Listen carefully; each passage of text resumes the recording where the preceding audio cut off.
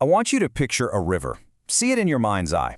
The water flowing, looking so smooth and unbroken. It seems like one single, continuous thing, right?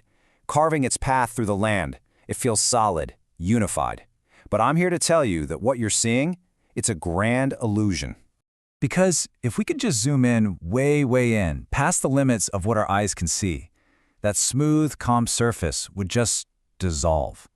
It would shatter into this chaotic, almost violent storm of countless individual molecules, a swarm of billions, each one on its own frantic, unpredictable journey.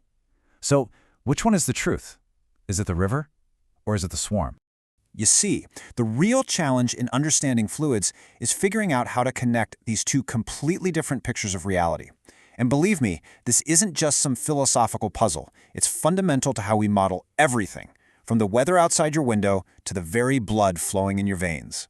So let's really look at these two perspectives.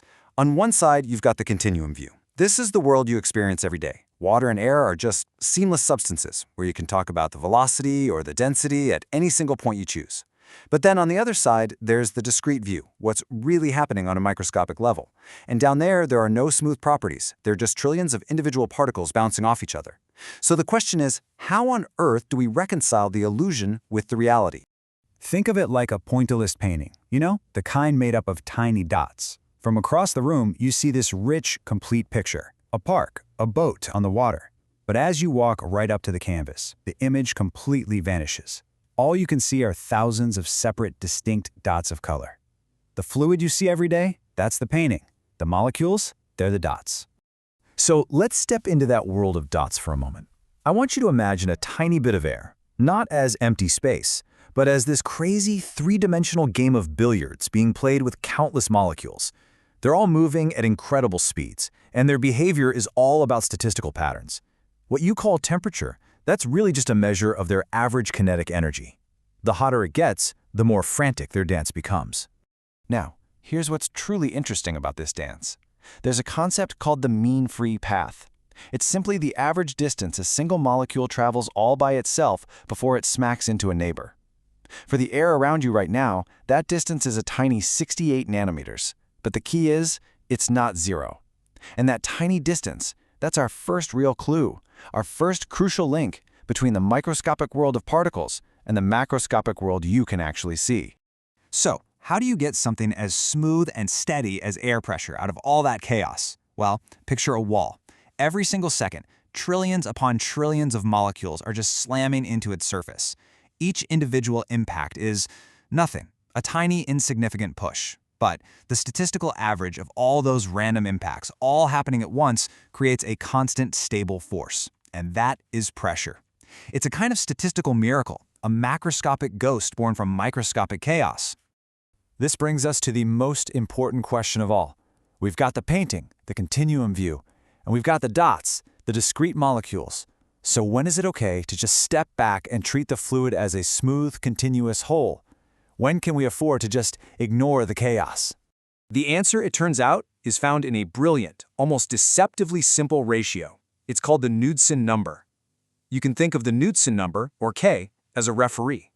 It compares two completely different scales, the microscopic scale of the molecules, which we represent by their mean free path, lambda, and the macroscopic scale of the system we actually care about, delta, like the diameter of a pipe or the wing of an airplane.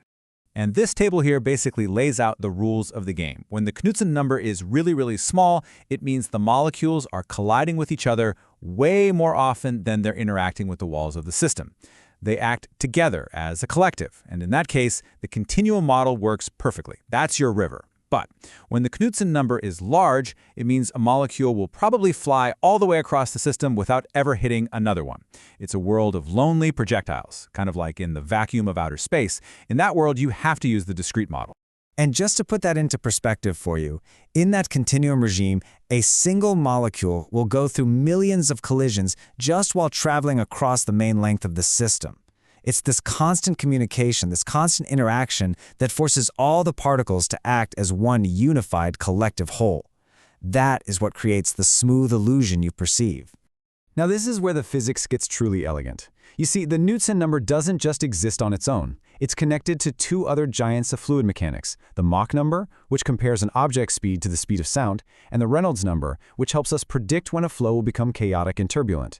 And they're all linked by this beautiful relationship. It's like a symphony of numbers telling us that the microscopic world, the high-speed world, and the viscous world are all deeply, deeply intertwined.